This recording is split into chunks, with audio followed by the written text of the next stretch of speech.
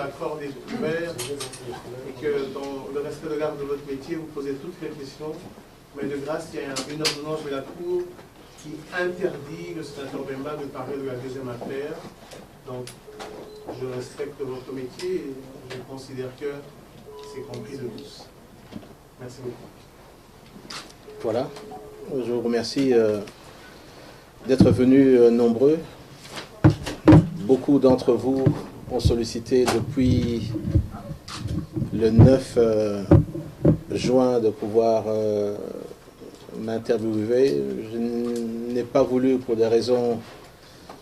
Après 10 ans, je voulais d'abord passer plus de temps d'abord avec ma famille et puis également surtout être à l'écoute. Ce que j'ai fait, ça fait près de 1 mois et demi où je reçois beaucoup de personnes qui viennent du pays, d'autres pays à l'étranger. Aujourd'hui, comme vous avez appris, à une semaine de mon retour au pays, j'ai voulu répondre à vos sollicitations qui étaient nombreuses et je me tiens à votre disposition sur l'ensemble des questions que vous pourrez poser, sur ce que vous jugez à votre niveau utile de connaître. Donc, essayons, je vais vous donner le temps qu'il faut, donc j'espère que tout le monde pourra poser ses questions. Je suis ici à votre disposition, donc peut-être qu'on pourrait commencer comme ça, de la droite vers la gauche, ou alors de la gauche vers la droite. Allez-y. Ben, moi, je voulais savoir, bonjour d'abord, je voulais savoir pourquoi est-ce que vous vouliez être candidat avec la présidence. Est-ce que vous pensez que vous pourriez être le candidat unique de l'opposition? Et si ce n'est pas vous, est-ce que vous soutiendrez quelqu'un d'autre? Pourquoi d'abord je voudrais être candidat? Parce que je considère que ce pays a un défi, c'est-à-dire sortir un peu de cette contradiction. Vous avez un pays nous avons un pays qui est très très riche et avec une population qui est extrêmement pauvre, et je pense que la population mérite un autre type de gouvernance dans ce pays. Je crois que chacun a besoin dans ce pays, la population, d'avoir d'abord la sécurité. Ce qui se passe dans notre pays en termes d'insécurité, plus de 80 groupes armés qui sillonnent l'est du pays, les massacres que nous avons vus, que nous avons connus au niveau du Kasaï, au niveau de l'Ituri aujourd'hui, que les enfants n'aillent pas à l'école, que les populations ne bénéficient pas de soins de santé adéquats, que l'économie est en berne et stagne, qu'il n'y a pas de perspective d'investissement, donc je dirais d'emploi et de revenus pour les populations, me fait dire qu'il y a quelque chose à faire dans ce pays. Et c'est mon pays, j'aime ce peuple. Les 10 ans que j'ai passés au niveau de la CPI m'ont fait réfléchir et m'ont permis de garder le contact quotidien avec, à travers mon parti politique et les acteurs politiques que je rencontrais à La Haye sur les difficultés que traverse mon pays depuis toutes ces années. Oui, je souhaite l'unité de l'opposition sur les candidatures, la candidature au niveau de l'élection présidentielle, parce que la loi électorale qui a ramené de 2 tours à 1 tour le scrutin fait que si nous voulons le changement dans ce pays, si nous voulons un nouveau régime dans ce pays, nous devons passer par une unité, un seul candidat au niveau de l'opposition. Et je milite pour qu'il y ait un seul candidat au niveau de l'opposition. Et bien sûr, si ce n'était pas moi, je soutiendrais le candidat qui sera désigné par l'opposition, ça c'est clair. Parce qu'il reste 15 jours là. Donc... Parce qu'il reste 15 jours, effectivement, pour déposer les candidatures, mais les élections doivent se dérouler le 23 décembre. Donc il nous reste, c'est vrai, plus beaucoup de temps pour nous mettre d'accord. J'espère bien rentrer en pays d'ici le 1er août, rencontrer les différents responsables de l'opposition et pouvoir dialoguer avec eux et leur expliquer que nous n'avons pas le droit, pour ce pays et pour ce peuple, de nous diviser. Vous avez rencontré les leaders de l'opposition ici aussi, en exil. Comment ça va se discuter? Parce qu'il y a une partie des leaders de l'opposition qui sont à Bruxelles, dont Moïse Katumbi qui ne peut pas rentrer se présenter au pays. Est-ce que vous avez déjà entamé des pourparlers avec eux? Je n'ai pas encore entamé de pourparlers, simplement parce que, comme je vous ai dit, j'ai consacré plus le temps à ma famille, mais je compte rencontrer l'ensemble des leaders de l'opposition, oui, y compris, j'espère, Moïse Katumbi. Et d'autres qui sont au pays également, que vous connaissez. Donc oui, je compte rencontrer tout le monde, parce que je pense qu'il est nécessaire aujourd'hui de parler, que tout le monde puisse se parler. Est-ce que vous estimez que les conditions sont bonnes pour des élections libres, démocratiques et pluralistes? Absolument pas. Je veux dire, le problème aujourd'hui qui se pose avec les machines qu'on dit électroniques, ça c'est pour moi une source de conflit si on maintient ce système au lendemain des votes. Or, ce qu'il faut chercher surtout, c'est que les élections à venir soient des élections qui soient apaisées. Je crois qu'il est dans l'intérêt de personne, y compris la majorité, d'organiser des élections qui seraient contestées au lendemain des votes. Donc moi je milite pour un dialogue avec la CENI qui organise des élections, pour leur faire comprendre qu'il lui appartient à la CENI d'organiser des élections qui sont acceptées par tout le monde et acceptables par tout le monde. Et avec des observateurs? Avec des observateurs nationaux, internationaux, mais également on a un grand problème, c'est le fichier. Le fichier des électeurs, où vous avez plus ou moins 10 millions d'électeurs qui sont inscrits et qui n'ont pas d'empreinte digitale. Ça, ce n'est pas normal. Ça, ce ne sont pas les conditions qui doivent être réunies pour des élections apaisées, crédibles, je dirais démocratiques. Est-ce que vous pensez que les conditions de sécurité sont réunies pour votre retour et est-ce que vous ne craignez pas des violences? J'espère que de toute manière il n'y aura pas de violence et j'appelle en tout cas l'ensemble des personnes, des partisans au niveau du pays à faire en sorte qu'il n'y ait pas de violence. Je ne peux jamais prétendre à 100% que la sécurité sera assurée, mais en tout cas j'ai prévenu les autorités de mon arrivée. Elles sont informées, les Nations Unies également sont informées de mon arrivée et donc j'espère que les choses vont aller dans l'apaisement parce que mon esprit est plutôt de regarder vers l'avenir de ce pays. Mon esprit est plutôt d'aller retourner et revoir les miens, revoir également la population, retrouver la population dans un souci de paix et de sérénité. Et justement, au moment où vous avez été acquitté, parmi les réactions qu'on a pu voir, parmi les réactions de joie, il y avait aussi le côté que finalement il y allait avoir un chef de guerre ou un ancien chef de guerre qui allait être face à un chef de guerre et que Joseph Kabila ne pouvait partir que par la force. Ça faisait partie des réactions. Ouais. Est-ce que vous renoncez définitivement au fait d'utiliser les armes même si le processus électoral se passe mal? Depuis 2003, le MLC a quitté donc son statut de mouvement politico-militaire.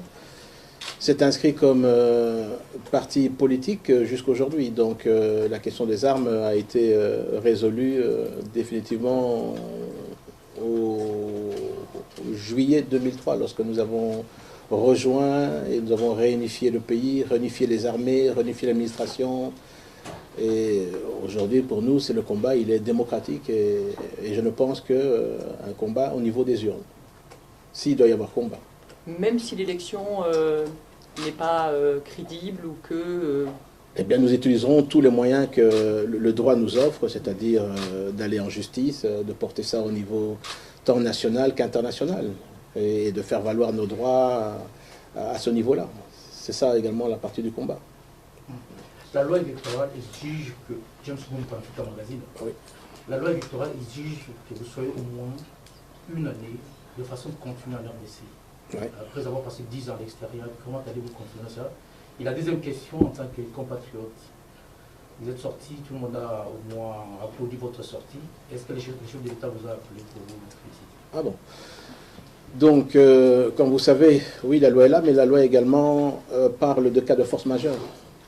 Et ce n'est pas de mon fait si je n'ai pas pu être au Congo ces 10 dernières années.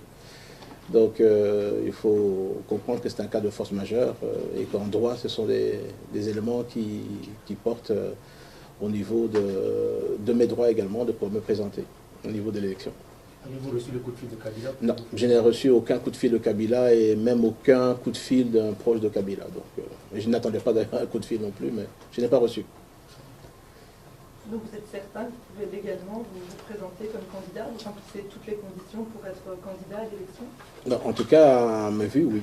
Et selon mes conseillers et mes juristes, oui. Ça ne pose aucun problème. Cheikh Fita, deux questions des confrères de Radio Okapi. Je lis. Une certaine opinion à Kinshasa accuse le président du MLC de partisan avec Joseph Kabila. On parle même d'un deal secret pour partager le pouvoir en se soutenant.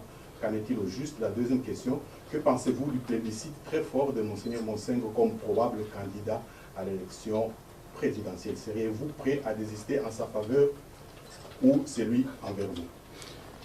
D'abord, il n'y a pas de deal entre Joseph Kabila et moi-même. Là, vraiment, je suis formel. Je ne sais pas d'où viennent ces rumeurs. On appelle ça aujourd'hui des fake news. Je ne sais pas quel genre de deal aussi il pourrait y avoir au niveau de ça. Joseph Kabila est en fin de mandat. Il a fait ses 2 mandats. Je ne vois pas quel genre de deal il pourrait y avoir. Nous sommes le seul parti qui n'a pas participé à aucun gouvernement de Joseph Kabila. Le MLC, en tout cas. Ce qui montre clairement notre démarcation vis-à-vis de la politique de notre pays, c'est qu'on n'est pas mêlé à la gestion, je veux dire, de ces 10 dernières années. Je ne vois pas très bien pourquoi soudain, aujourd'hui, à la veille des élections, il pourrait y avoir un deal entre Joseph Kabila et moi-même. En ce qui concerne la candidature de Monseigneur Monsengo, vraiment, je ne sais pas d'abord si c'est vraiment sérieux.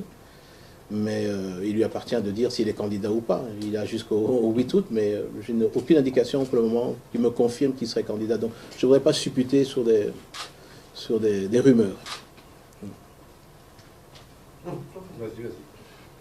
Si j'ai bien interprété ce que vous venez de dire sur un candidat unique, vous dites aussi que la date du 8 août n'est pas tellement importante. C'est-à-dire que c'est bien probable ou possible que plusieurs candidats de l'opposition vont se présenter, seront inscrits, et que la discussion pour qui restera pour le 23 décembre se fera dans les mois à venir, pas dans les jours à venir. J'espère que ça puisse se faire avant, mais je ne peux pas imaginer... Des candidats se sont déjà présentés, se sont déjà énoncés, plusieurs candidats, donc on ne peut pas leur retirer ce droit de pouvoir se présenter. Mais je crois qu'effectivement, à un moment donné, il faut absolument qu'il puisse y avoir une discussion entre nous. Va-t-on tous aller devant la population, nous l'opposition, qui voulons un changement dans ce pays, un changement profond au niveau de la gestion de ce pays? Va-t-on aller en ordre dispersé au risque de perdre? C'est ça les enjeux, je veux dire, de demain.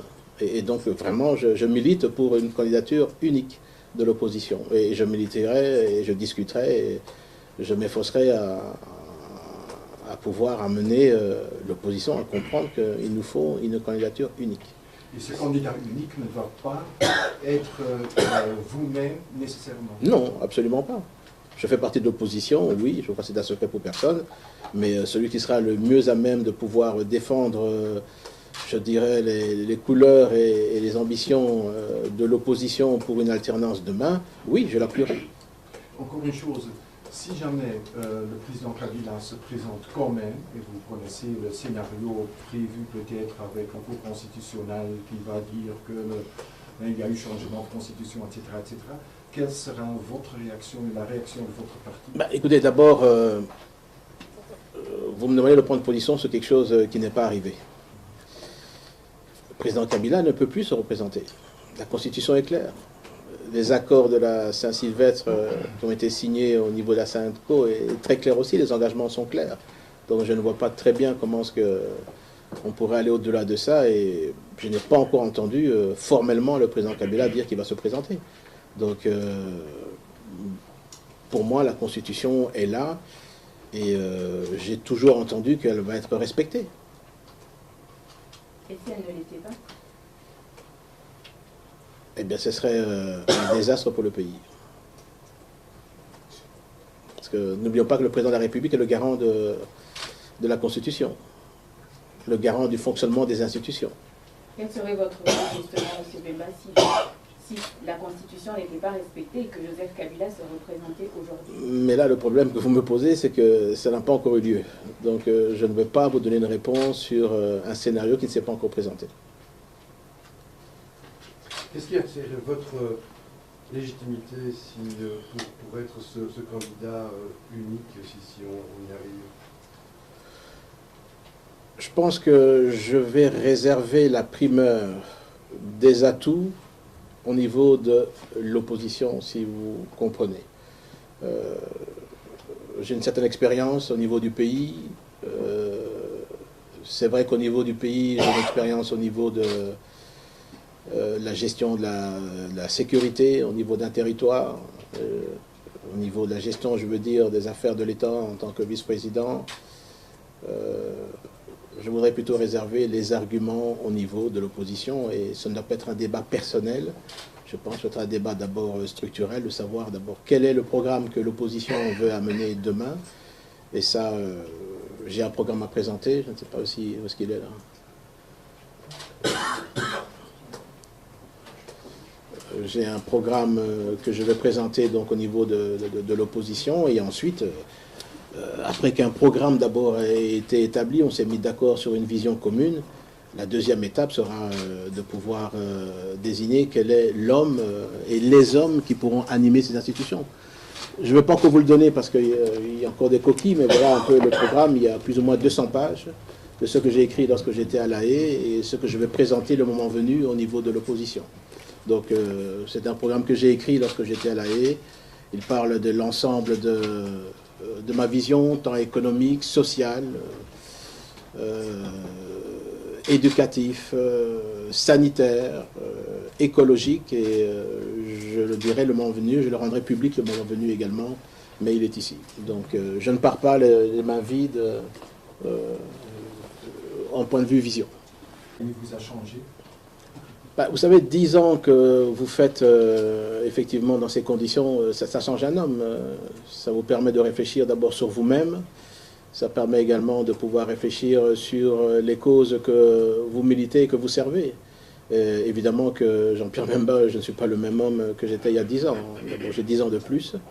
10 ans peut-être d'une autre expérience également, une autre réflexion également que je me suis fait. Dans le recul que j'ai pu reprendre, oui. Mais je dis, j'ai gardé quotidiennement le contact avec, à travers les acteurs politiques, mon parti, et j'ai suivi ce qui se passait dans mon pays, et malheureusement, parfois la désolation qu'on peut trouver dans tout ce qui s'est produit ces 10 dernières années. Mais après tout ce qui s'est passé, est-ce que vous pensez que vous pouvez encore avoir un soutien international? Eh bien, pourquoi pas? En vertu de quoi? Puisque j'ai été blanchi. La vérité a fini par triompher. La justice a dit le droit. Des juges professionnels, des juges honnêtes, des juges ont dit le droit. Et pour moi, je veux dire, je n'ai rien à rajouter.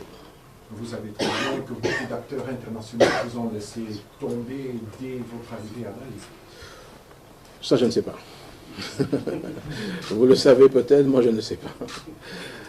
En tout cas, je ne me suis battu que sur le plan juridique, judiciaire, et la justice a été dite.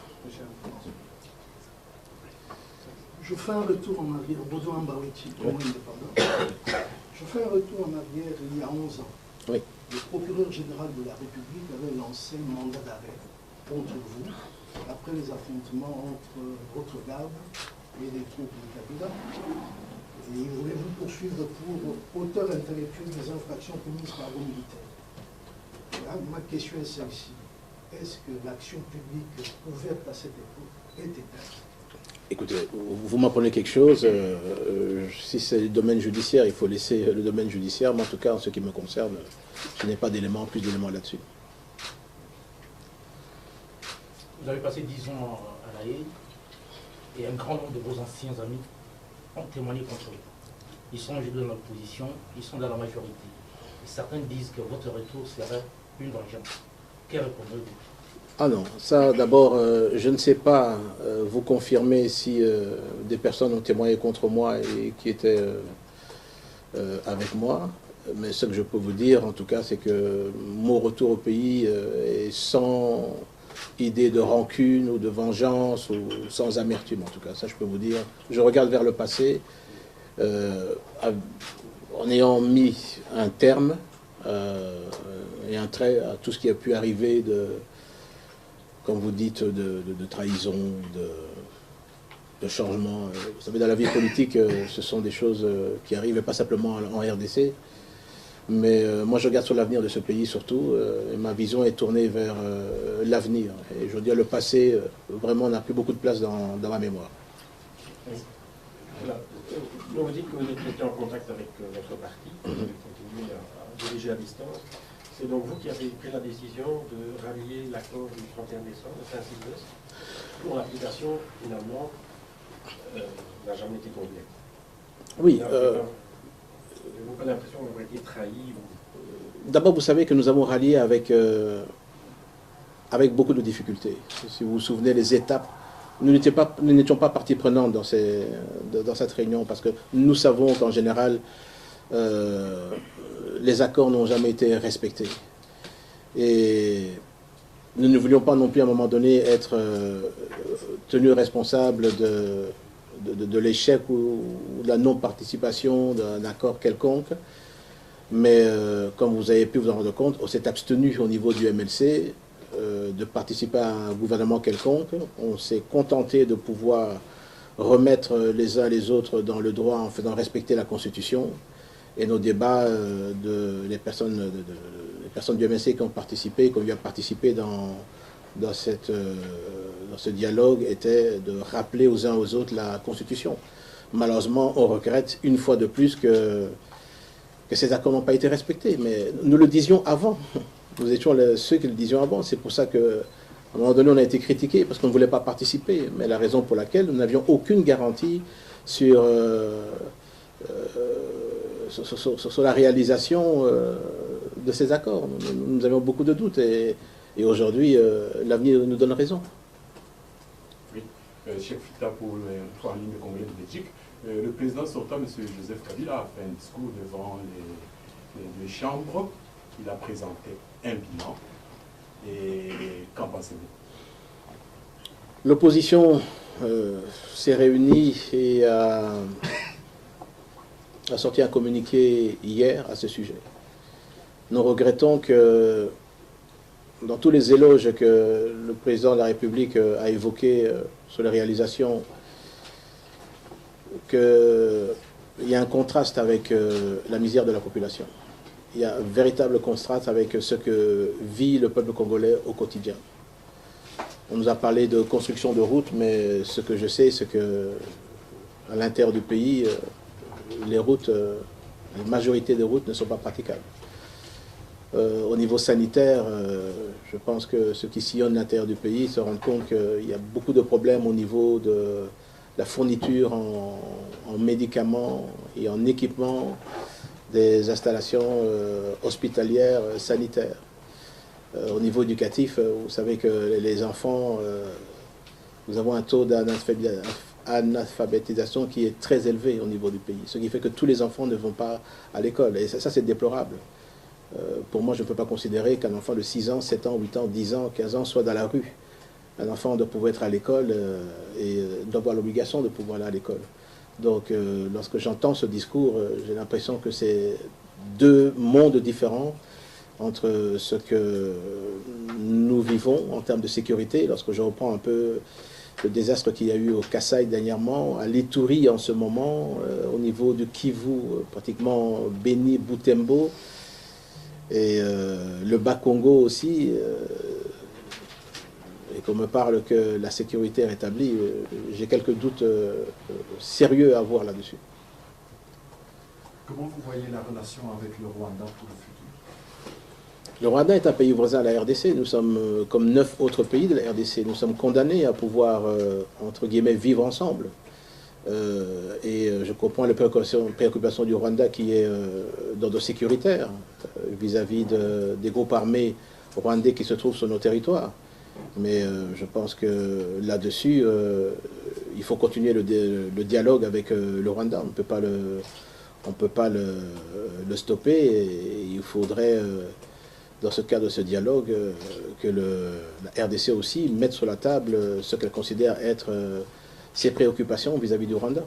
Vous savez très bien qu'une grande partie des minéraux de l'Est du Congo disparaissent du côté du Rwanda au lieu que par Kinshasa. Ce sont les préoccupations de la RDC. Ce sont ça aussi les préoccupations du RDC. Comme le Rwanda, ses préoccupations sont d'ordre sécuritaire. Donc il faut continuer à dialoguer avec le Rwanda et nous sommes condamnés à vivre ensemble.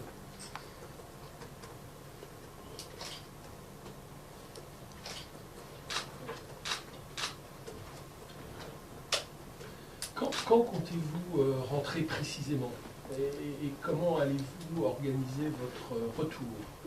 Est-ce qu'il y a un jour?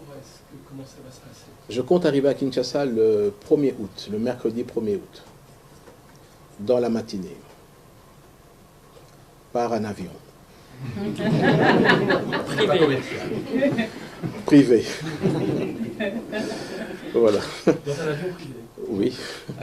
Est-ce que vous appelez vos militants ou est-ce que vous allez organiser quelque chose pour votre retour, comme ça a été le cas par exemple pour Etienne Tshisekedi qui avait négocié avec l'hôtel de ville pour permettre un accueil avec les militants? C'est-à-dire que mon parti a écrit effectivement à l'hôtel de ville, à la mairie, a prévenu également le ministère de l'Intérieur aussi de mon arrivée, et pour que les dispositions soient prises d'une manière générale pour qu'il n'y ait pas de débordement. Je pense que c'est tout ce qu'on peut faire, nous à notre niveau, puisque nous n'avons pas le pouvoir de l'organiser. Mais vous appelez vos militants à venir à l'aéroport pour vous accueillir? Ben moi je serais très heureux de pouvoir retrouver mes militants, bien sûr. Ça oui. Est-ce que vous avez des moyens pour mener une vraie campagne pour le mois prochain? Au niveau d'un parti, les moyens s'obtiennent par la cotisation au niveau des militants, la participation au niveau de nos adhérents, les dons également au niveau de l'intérieur du pays qui sont faits. Donc c'est à travers ça que nous constituons, que chaque parti constitue, je dirais, sa cagnotte pour pouvoir aller aux élections. Et le MLC a lancé effectivement au niveau des réseaux sociaux, je crois, au niveau aussi des médias, au niveau de la RDC, une campagne de collecte également de cotisation pour les élections. Cheikh Fitako, Oui.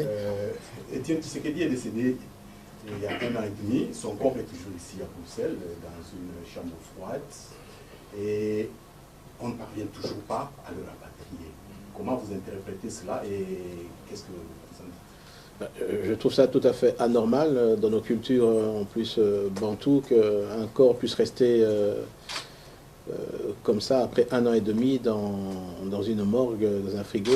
C'est vraiment pas honorable. Je pense qu'il faut que...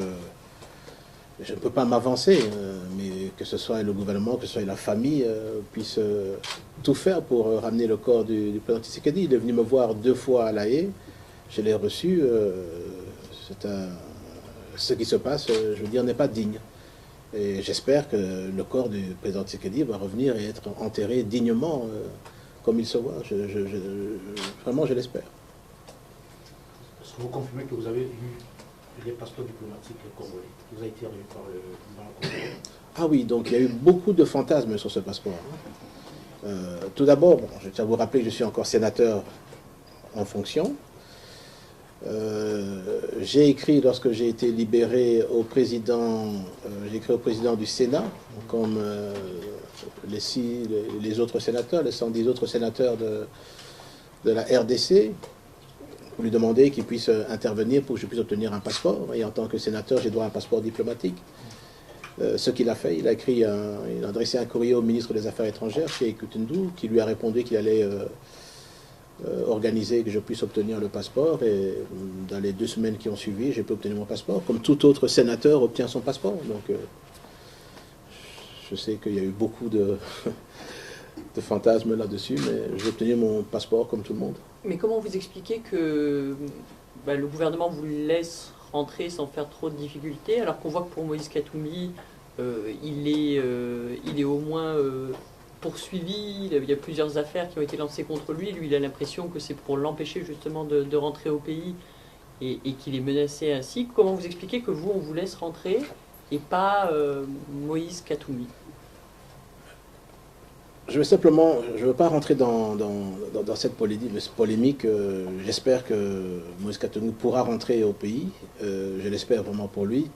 En ce qui me concerne, je vous dis, je suis sénateur en fonction.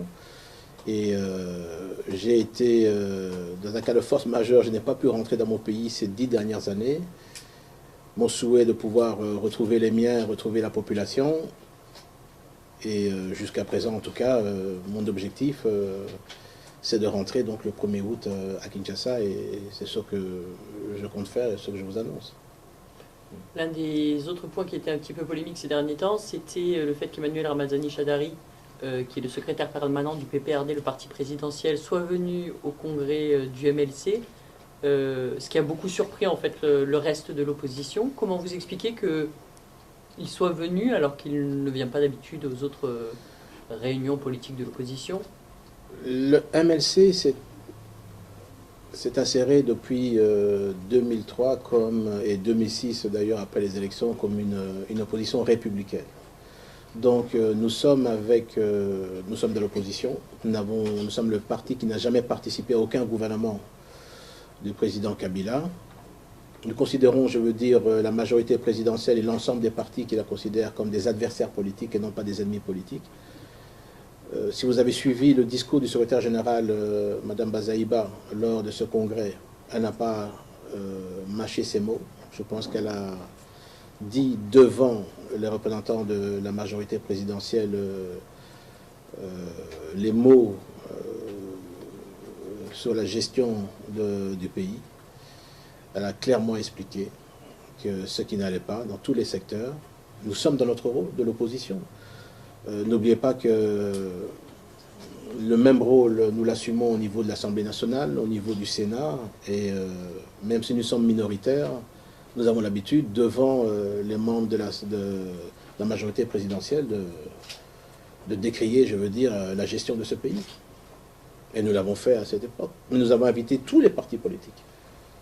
Nous l'avons fait en 2006, lors du congrès du MLC. Nous l'avons fait également lors du congrès en 2011. Nous invitons tous les partis. C'est un seul moment où, dans la tradition du MLC, nous invitons l'ensemble des partis politiques. L'ensemble. C'est-à-dire, on ne regarde pas dans ce cadre-là bien précis du congrès. C'est un point, un moment où nous, au niveau du parti, nous faisons le bilan sur les 5 années passées et nous faisons le bilan et nous donnons les perspectives des 5 années à venir. Et nous le faisons devant l'ensemble de la classe politique. Est-ce que vous êtes le candidat de l'Ouest? Ah, mais là, j'espère pas. Vraiment, je n'espère pas, parce que malheureusement, ce qu'il faut constater dans ce pays, c'est que ce pays est divisé aujourd'hui et que la division Est-Ouest, je n'aime pas ce terme-là. Vraiment, je n'aime pas ce terme-là. Je trouve que c'est désolant de revenir en arrière en régionalisant le pays. Je pense que ce pays doit être uni, rester uni, et qu'il ne doit pas avoir de clivage entre l'Est ou l'Ouest, ou le Nord ou le Sud, entre les provinces, entre les tribus. Et en tout cas, moi, je milite pour un Congo uni, un peuple uni, et qu'en aucun cas on puisse tribaliser la vie politique dans ce pays. Mais vous avez dû les entendre depuis votre acquittement, les gens qui ont dû vous appeler pour vous dire à quel point ils ont l'impression d'être mis de côté peut-être dans les institutions ou de ne pas avoir la place qui leur importe. Et c'est en ça que vous êtes porteur d'espoir pour une partie des leaders de l'Ouest.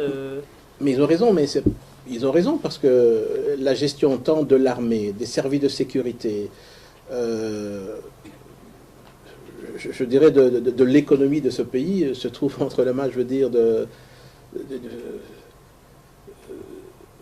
d'une frange, je veux dire, originaire de ce pays. Et ça, ce n'est pas normal. Ça, ce n'est pas normal. Je veux dire, d'avoir réduit le pays à une régionalisation, je trouve que c'est une erreur que le régime a fait. Ce pays est tellement vaste. Nous avons plus de 450 tribus dans ce pays. Les provinces sont là, les origines sont diverses. On ne peut pas, à mon sens en tout cas, tribaliser, régionaliser ce pays. Il appartient aux dirigeants de ce pays de mettre tous les Congolais en fonction de leurs compétences sur le même pied d'égalité. En tout cas, c'est ma vision et c'est ma conviction. Quand on rentre au pays, avez-vous prévu un message ou un meeting vis-à-vis de vos militants? Je rentre au pays principalement pour des questions d'abord familiales. Vous savez que je n'ai pas enterré mon père. Je n'ai pas eu l'occasion de voir également où il est enterré, donc c'est important pour moi que je puisse le voir. Et surtout également pour déposer ma candidature en tant que candidat à l'élection présidentielle. C'est ça qui m'importe et je n'ai pas prévu de meeting en tout cas pour le moment. Malgré le bain de foule que vous recevez de Kinshasa supposé, bain de foule, vous n'allez pas vous adresser aux militants? Non, je pense que ce n'est pas dans mon programme, non. J'aurai peut-être l'occasion de faire une conférence de presse en arrivant là-bas, mais il n'est pas prévu que je puisse faire un meeting lorsque je vais là-bas.